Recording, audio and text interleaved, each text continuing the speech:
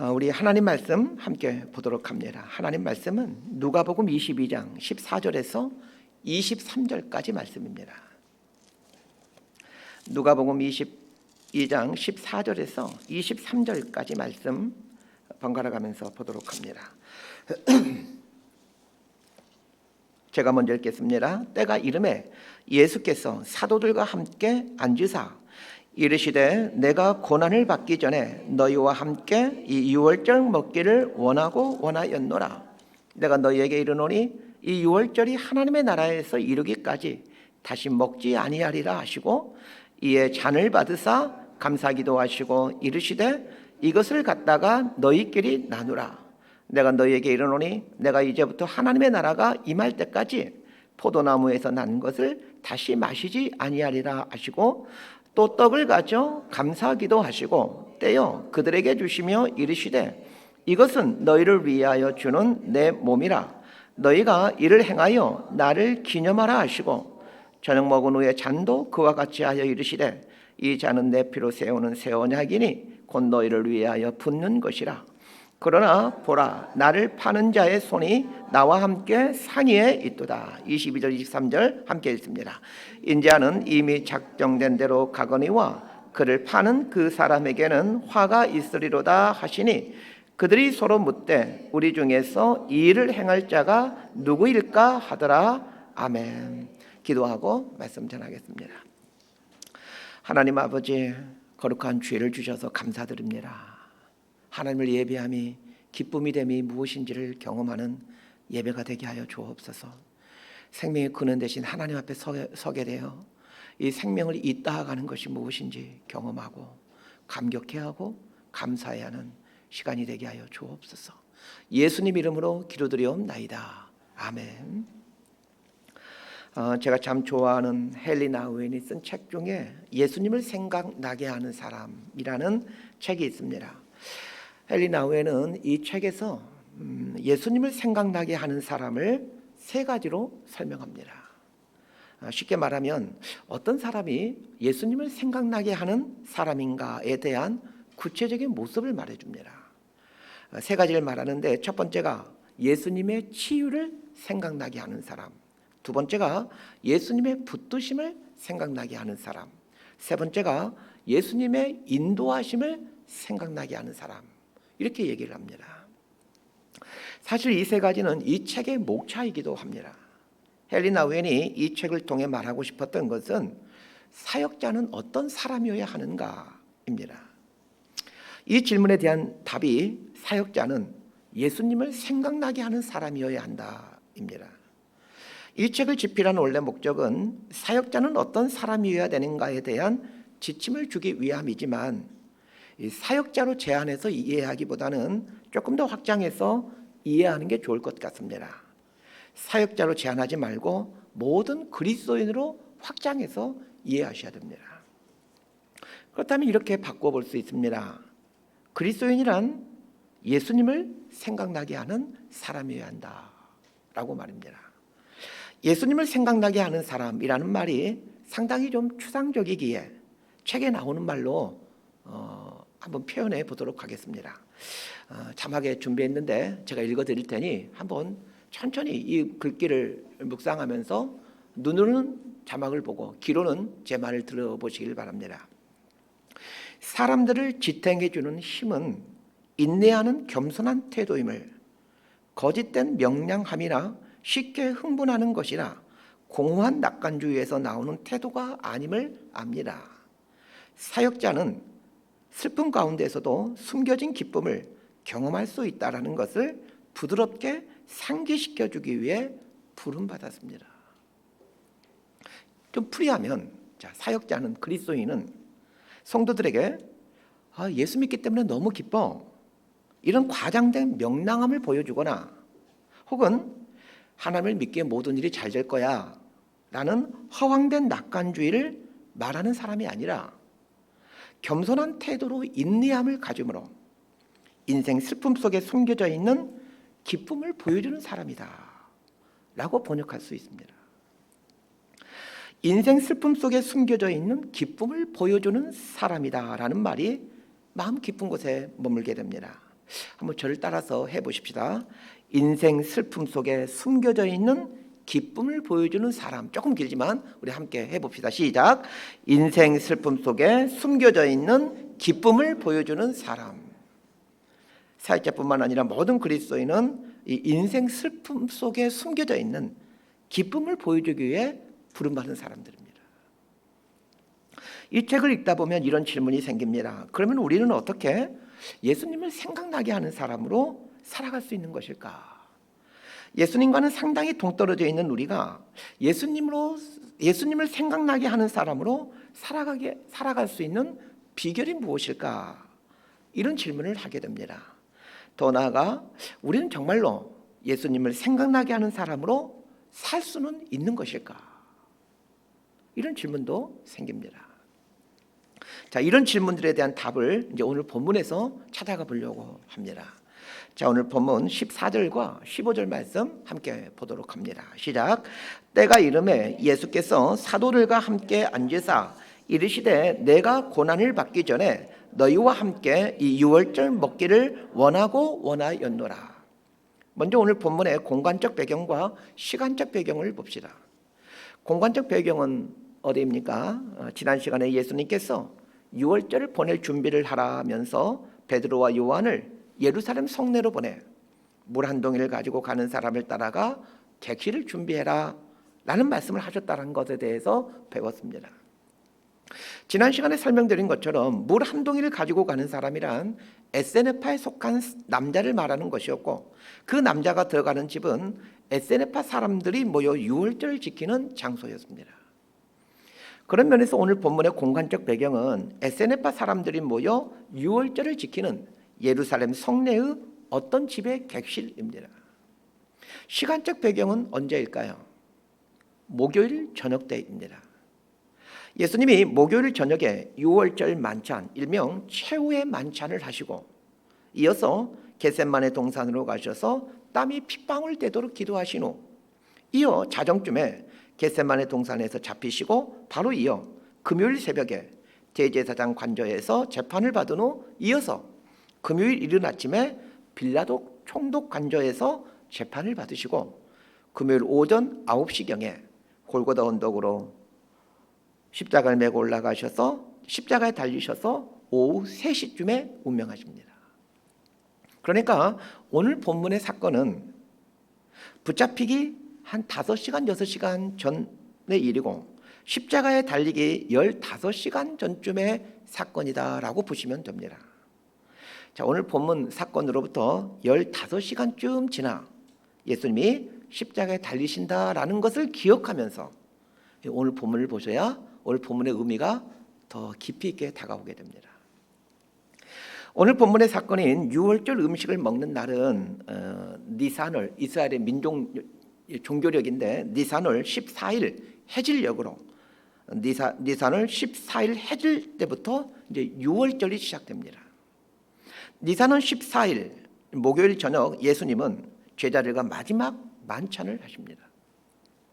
15절에서 예수님이 이런 말씀하십니다. 내가 고난을 받기 전에 너희와 함께 이 유월절을 먹기를 원하고 원하였다라고 말입니다.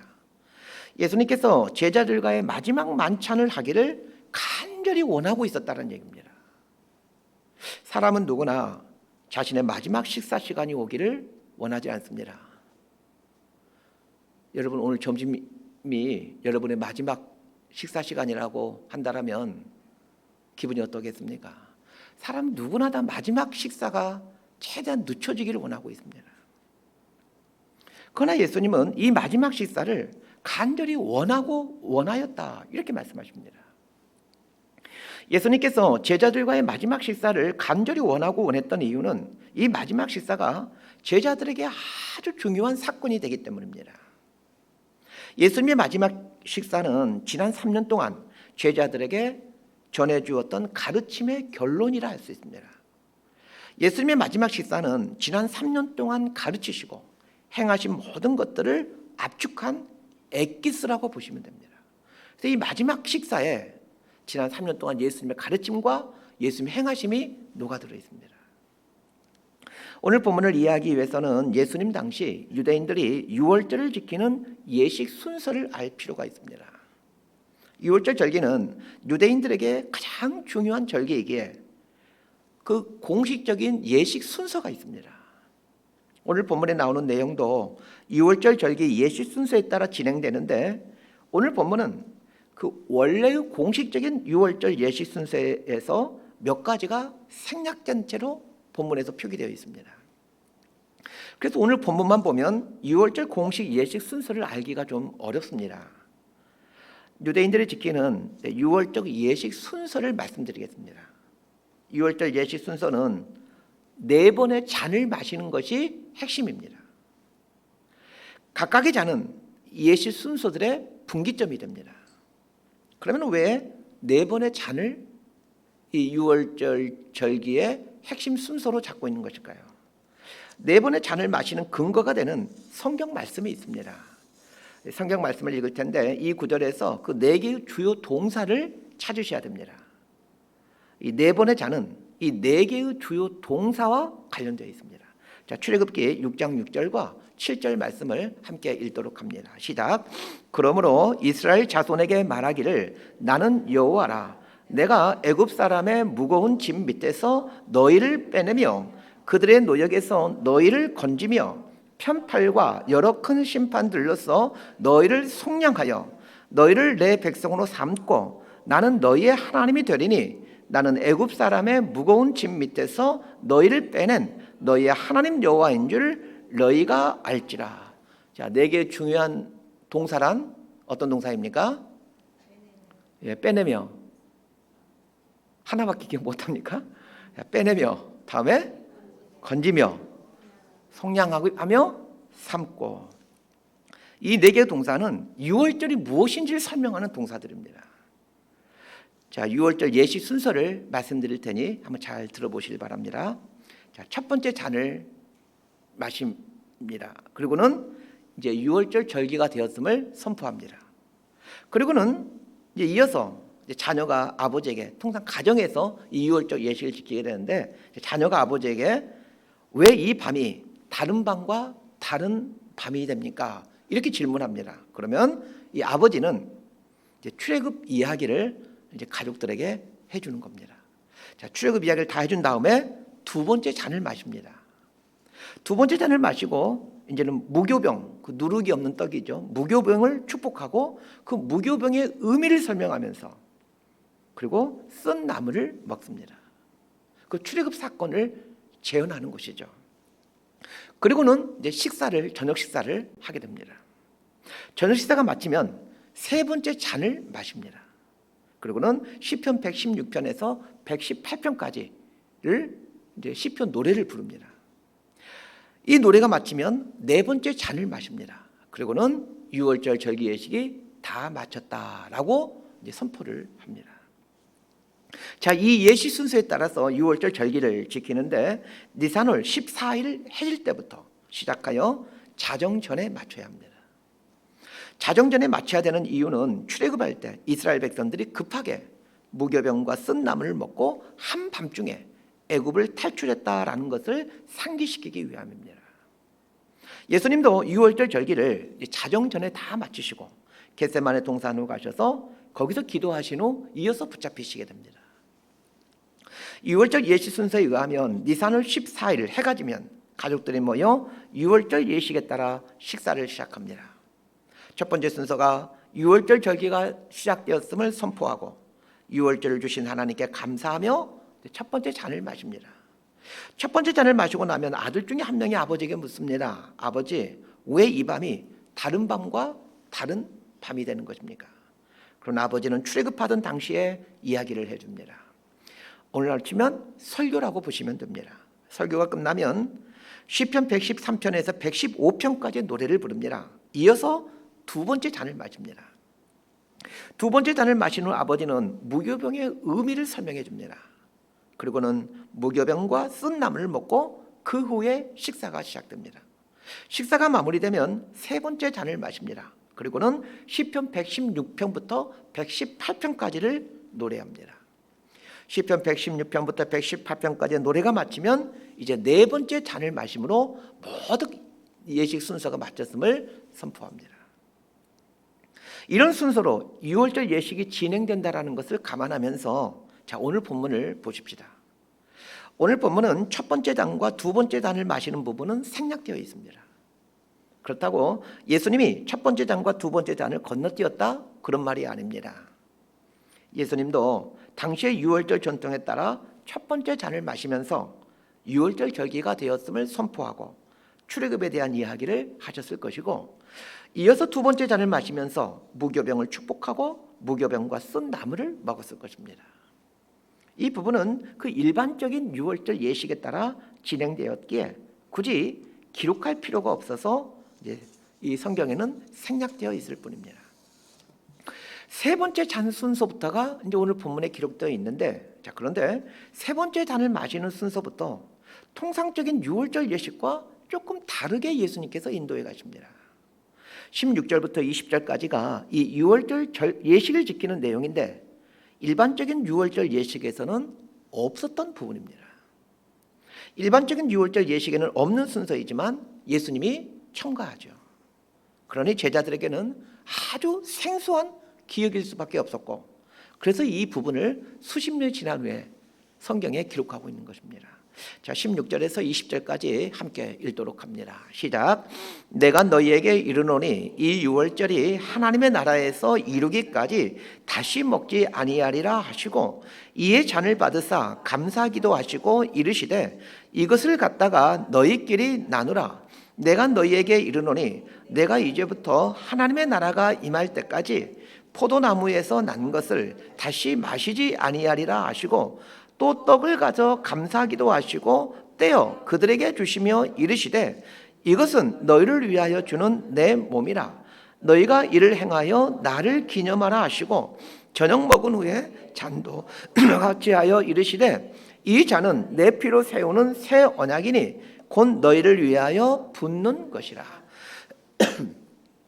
세 번째 잔을 마시는 순서부터 유대인들이 해오던 유월절 예식 순서와 달라지게 되는데, 이때 제자들은 오랜 세월 동안 행해오던 유월절 예식과 달라서 상당히 당황했을 것입니다.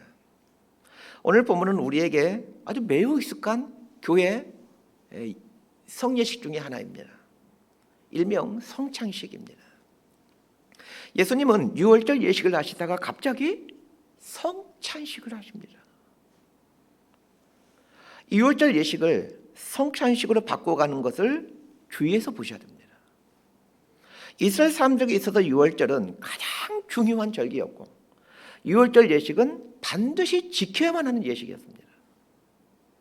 유월절 절기가 얼마나 중요한 절기인지 하나님께서 하신 말씀을 한번 보십시다. 출애굽기 12장 24절에서 27절까지 말씀 함께 보겠습니다. 시작. 너희는 이 일을 규례로 삼아 너희와 너희 자손이 영원히 지킬 것이니 너희는 여호와께서 허락하신 대로 너희에게 주시는 땅에 이를 때에 이 예식을 지킬 것이라. 이후에 너희의 자녀가 묻기를 이 예식이 무슨 뜻이냐 하거든 너희는 이르기를 이는 여호와의 유월절 제사라. 여호와께서 애굽 사람에게 재앙을 내리실 때에 애굽에 있는 이스라엘 자손의 집을 넘으사 우리의 집을 구원하셨느니라 하라 하매 백성이 머리 숙여 경배하니라. 하나님께서 유월절 절기를 영원토록 지키라고 말씀하셨습니다. 하나님께서 영원토록 유월절 절기를 지키라고 말씀하셨으면 예수님과 제자들도 이 유월절을 지켜야 하고 지금 우리들도 이 유월절 절기를 지켜야 합니다. 그런데 예수님은 유월절 예식을 행하다가 갑자기 성찬식을 행하십니다.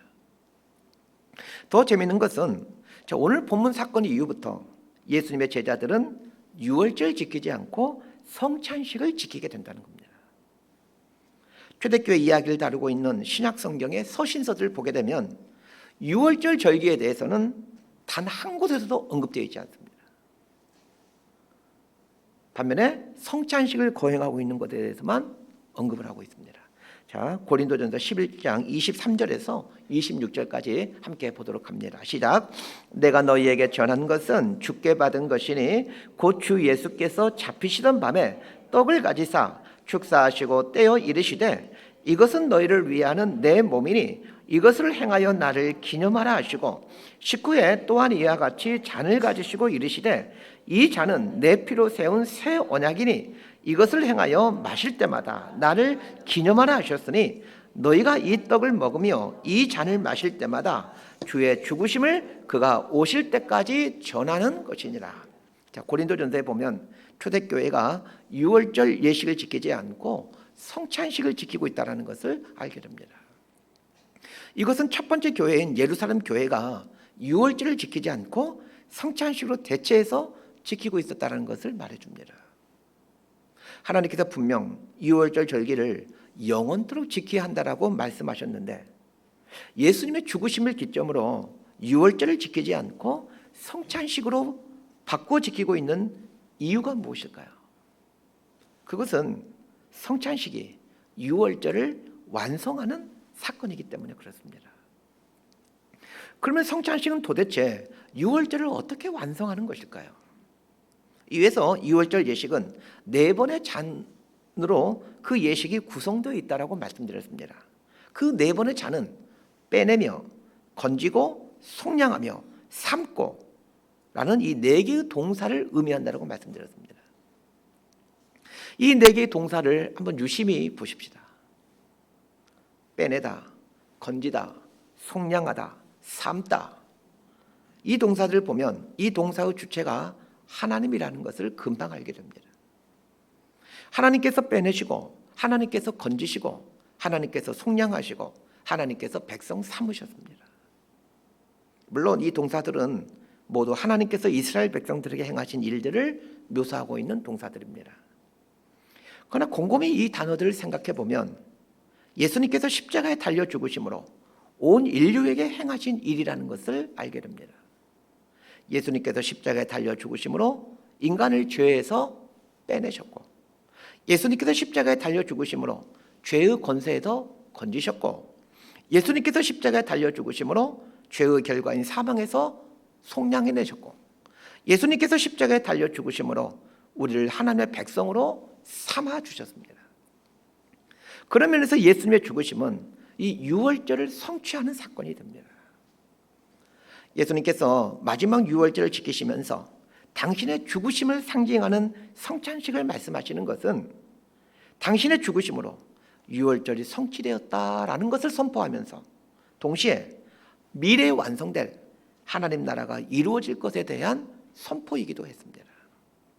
결국 하나님께서 영원토록 유월절 절기를 지키라고 명령하셨던 이유는 장차 있게 될 하나님의 어린 양의 죽음을 통해 유월절이 성취되며 더 나아가 어린 양의 죽음을 통해 하나님 나라가 완성된다는 것을 알려주기 위함이었습니다. 개신교는 2개의 성례식을 갖고 있습니다. 세례와 성찬입니다. 우리 교회는 매월 마지막 주일에 성찬식을 갖고 있습니다. 성찬식을 할 때마다 무엇을 붙들어야 될지를 알게 됩니다.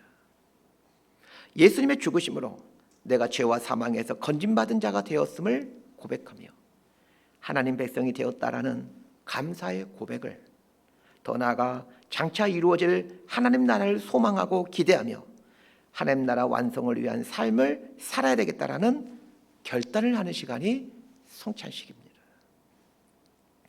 우리는 이 성찬식을 통해 내가 구원받은 하나님의 백성이 되었다라는 정체성의 회복을 그리고 하나님 나라가 완성될 것을 믿고 하나님 나라 완성을 위해 살겠다라는 삶의 이유와 목적과 방향을 새롭게 설정하고 점검하는 시간을 갖습니다. 그러기에 성찬식은 우리가 새로워지는 시간입니다.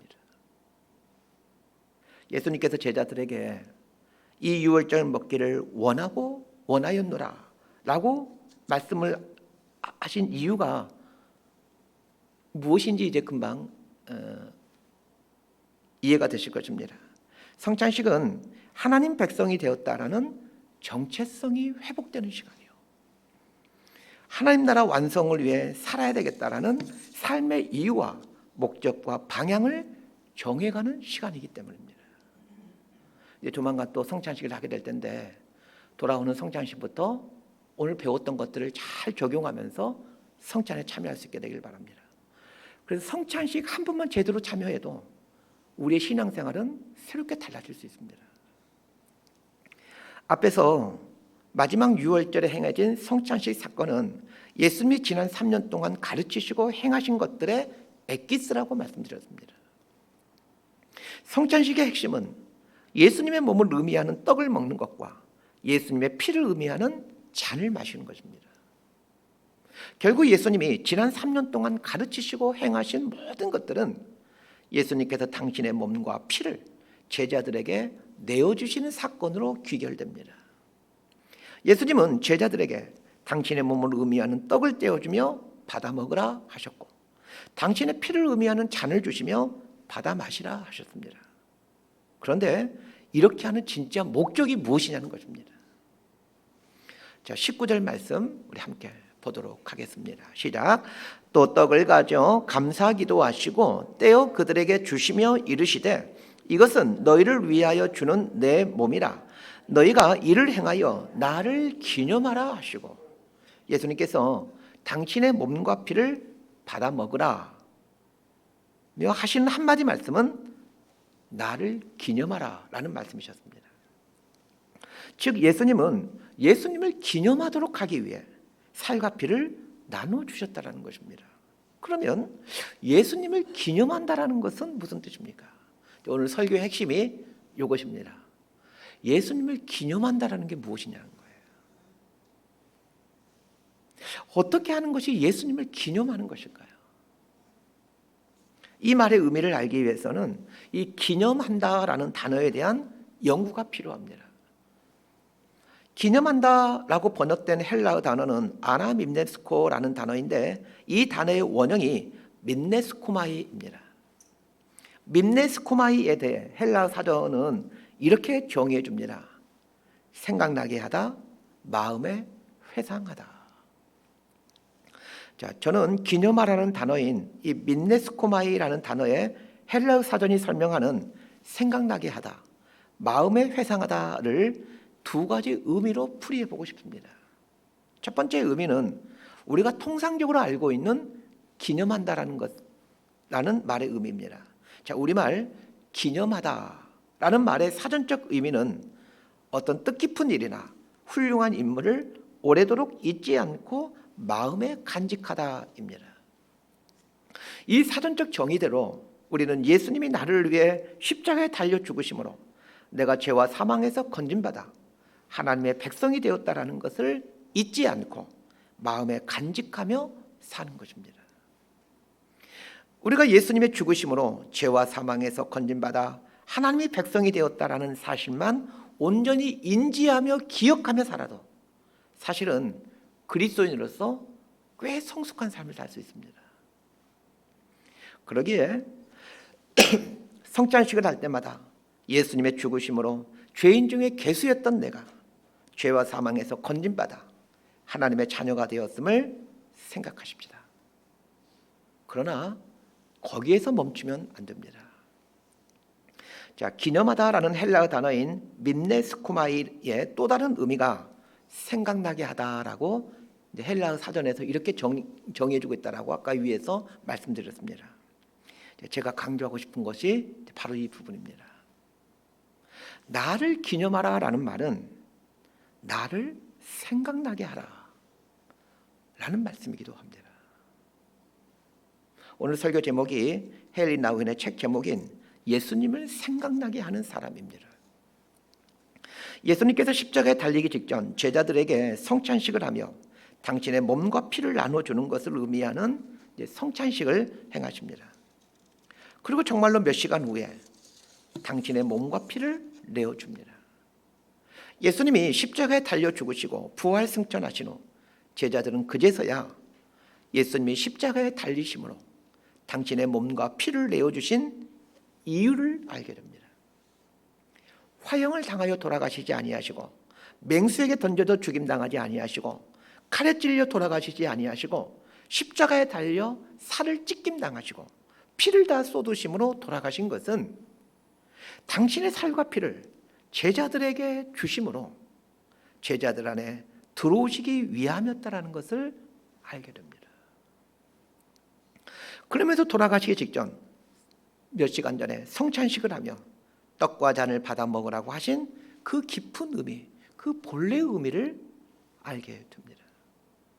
그것은 예수님의 제자들 안에 들어와서 사시는 것이었습니다.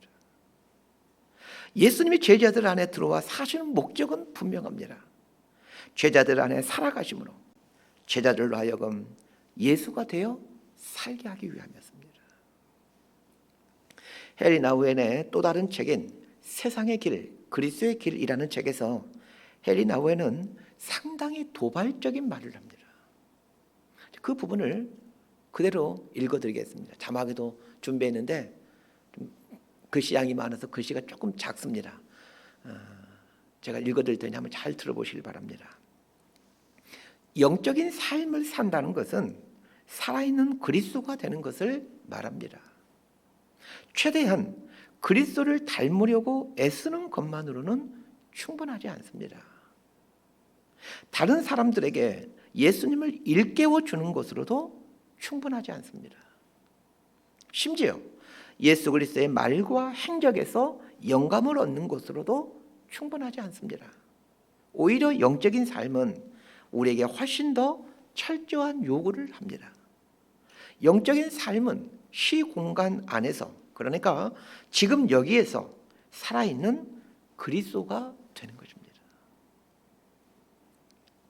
그리스도인은 영적인 삶을 사는 사람들을 말하는데 그 영적인 삶의 모습을 그리스도가 되어서 사는 삶이다, 이렇게 정해주고 있습니다.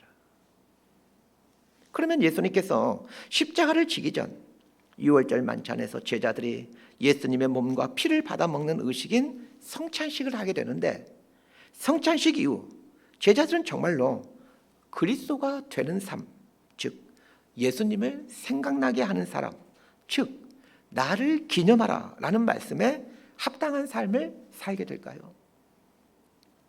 오늘 본문에 보면 21절에서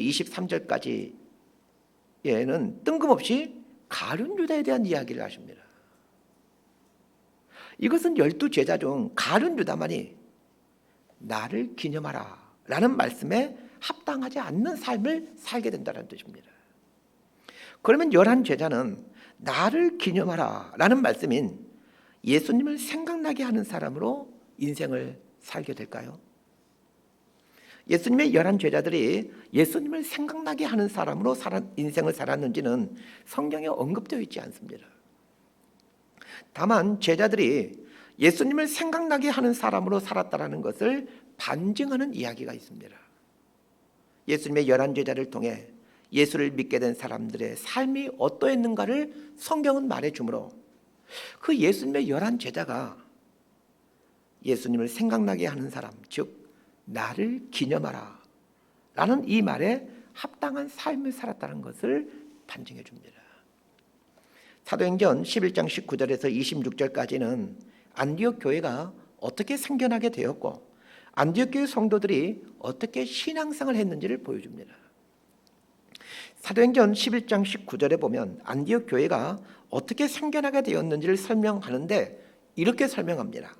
스데반의 일로 일어난 환란으로 말미암아 흩어진 자들이 베니게와 구브로와 안디옥까지 이르러 유대인에게만 말씀을 전하는데, 안디옥 교회를 처음 시작했던 사람들은 원래는 예루살렘 교회에서 신앙생활하던 신자들이었습니다. 이들은 모두 예수님의 11제자를 통해 예수님을 믿게 된 사람들입니다. 예루살렘에서 신앙생활을 하던 중 박해가 시작됩니다. 그 박해가 얼마나 극심했던지 신자들은 예루살렘을 떠나 다른 이방 지역으로 도망가서 살게 되는데 안디옥까지 도망가게 됩니다. 그런데 이분들이 안디옥에서 신앙생활을 하게 되는데 그 안디옥에 살고 있었던 그 안디옥 사람들, 예수님을 전혀 모르는 사람들이 그 예루살렘으로부터 온 신자들을 보면서 그들에게 별명을 하나 지어줍니다. 자, 뭐라고 별명 지어주는지 우리 사도행전 11장 26절 말씀을 보면서 보도록 하겠습니다. 시작. 만남에 안디옥에 데리고 와서 둘이 교회에 1년간 모여 있어 큰 무리를 가르쳤고 제자들이 안디옥에서 비로소 그리스도인이라 일컬음을 받게 되었더라. 안디옥에 살던 세상 사람들이 예루살렘으로부터 온 기독교인들에게 별명을 붙여주게 되는데 그 별명이 그리스도인이라는 별명입니다. 그리스도인이라는 말은 헬라어로 크리스티아노스라는 말입니다. 이 크리스티아노스라는 말은 그리스도처럼 행하는 사람이라는 뜻입니다. 달리 말하면 그리스도를 생각나게 하는 사람이라는 뜻입니다. 예수님의 한 제자에 의해 예수를 믿게 된 사람들을 가리켜 크리스티아노스, 예수님을 생각나게 하는 사람이라는 별명이 붙어졌다라면 이들에게 복음을 전해준 예수님의 11 제자는 당연히 예수님을 생각나게 하는 사람으로 살지 않았겠습니까? 그러면 예수님이 잡힐 때 예수님을 버리고 도망가 버린 제자들이, 예수님이 잡혀 신문 받을 때 예수님을 저주하며 부인하던 제자들이 예수님을 생각나게 하는 사람으로 변하게 된 비결이 무엇입니까? 예수님이 부활 승천하신 후 제자들은 자신 안에 예수님이 들어와 있음을 깨달았기 때문입니다. 예수님이 돌아가시기 직전 당신의 살과 피를 내어주시며 먹고 마시라는 말씀이 단순한 종교의식이 아니라 정말로 예수님이 제자들 안에 들어와 살고 계신다는 것을 예수님이 십자가에 달려 죽으시고 부활 승천하신 후에 진짜로 깨달았기 때문입니다. 매월 마지막 주일이면 성찬식을 행합니다. 성찬식을 할 때마다 성찬을 집례하는 저는 나를 기념하라 라는 이 말씀을 꼭 선포합니다. 성찬식 때마다 선포되는 나를 기념하라 라는 말씀을 예수님의 살과 피를 먹게 되었으니 이제는 예수님을 생각나게 하는 사람이 되어라 라는 말씀으로 듣고 내 안에 계신 예수님께, 예수님, 제가 예수님을 생각나게 하는 사람으로 살아갈 수 있도록 저를 붙들어 주십시오. 이렇게 간구하며 내 안에 살과 피로 살아계시는 예수님의 도우심을 받아 예수님을 생각나게 하는 사람으로 살아가시게 되기를 바랍니다. 말씀 정리합니다. 기념하라라는 말인 이 민네스코마이라는 말을 연구하다가 흥미로운 사실 한 가지를 발견하게 되었습니다. 알다시피 신약 성경은 헬라어로 쓰여져 있고 구약 성경은 히브리어로 되어져 있습니다. 그런데 이스라엘 백성들이 바벨론과 페르시아와 헬라 제국의 지배를 받아오면서 자연스럽게 이 히브리어를 사용하지 않게 됩니다. 그러니 히브리어를 사용하지 않게 되니 이제는 다음 세대들이 당연히 히브리어를 모르게 돼요. 히브리어 성경, 구약 성경을 읽을 수가 없게 됩니다. 그래서 예수님이 오시기 250년 전쯤에 이 히브리어 구약 성경을 헬라어 성경으로 번역해야 되겠다라는 생각을 하게 됩니다.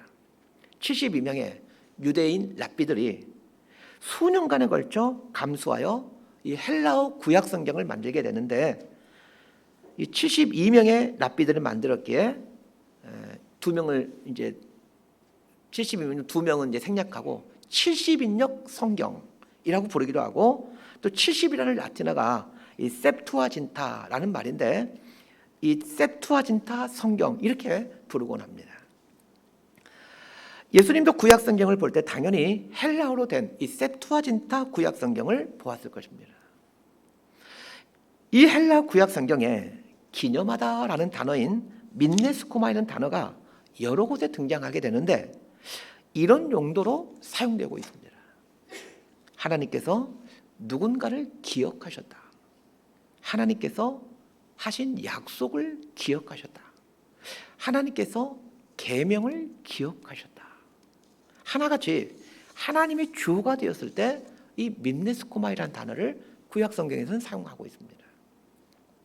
자, 이것을 보면서 중요한 통찰 하나를 얻습니다. 우리가 예수님을 기념하는 삶, 즉 예수님을 생각나게 하는 사람으로 살아갈 때 하나님께서 그 사람을 기억하신다는 것입니다. 올 한 해가 저물어가고 있습니다. 이맘때가 되면 자동적으로 한 해를 어떻게 살아왔는지 돌아보게 되고 내년 한 해를 어떻게 살아야 될지 구상합니다. 올 한 해 나의 삶이 예수님을 생각나게 하는 사람으로 살았는지를 돌아봅시다. 우리 교회가 예수님을 생각나게 하는 교회로 살아왔는지를 돌아보십시다. 그리고 내년 한 해를 계획하며 예수님을 생각나게 하는 삶을 살아야 되겠다라는 결단을 해봅시다. 나를 기념하라 라는 주님 말씀을 마음에 새기고 예수님을 생각나게 하는 사람으로 살아갈 때 하나님은 반드시 그 사람과 그 교회를 민네스쿠마이 기억하십니다. 내가 예수님을 기념할 때, 즉 내가 예수님을 생각나게 하는 사람으로 살아갈 때 하나님은 우리 인생을 기억하신다는 것 꼭 잊지 마시길 바랍니다. 하나님으로부터 기억되는 저와 여러분 또 우리 예수 그린 교회가 되기를 진심으로 소망하고 축복합니다. 기도하겠습니다. 예수님께서 십자가에 달리기 직전 제자들에게 당신의 살과 피를 먹고 마시게 하는 성찬식을 행하셨습니다. 그리고는 몇 시간 후 정말로 십자가에 달려 살을 뜯기시고 피를 다 쏟아주심으로 살과 피를 나누어 주셨습니다. 예수님이 당신의 살과 피를 먹게 하신 이유가 나를 기념하라, 예수님을 생각나게 하는 사람으로 살아가라 였음을 기억하며 우리 안에 들어와 계신 예수님께 도움을 구합니다. 우리의 이 작은 인생이 예수님을 생각나게 하는 삶을 살아갈 수 있도록 붙들어 주시길 간구하오니 연약한 저희들을 붙들어 주셔서 예수님을 생각나게 하는 사람으로 살아갈 수 있도록, 그리하여 하나님으로부터 기억되는 삶을 살 수 있도록 우리 삶에 은총을 베풀어 주옵소서. 예수님 이름으로 기도드리옵나이다. 아멘.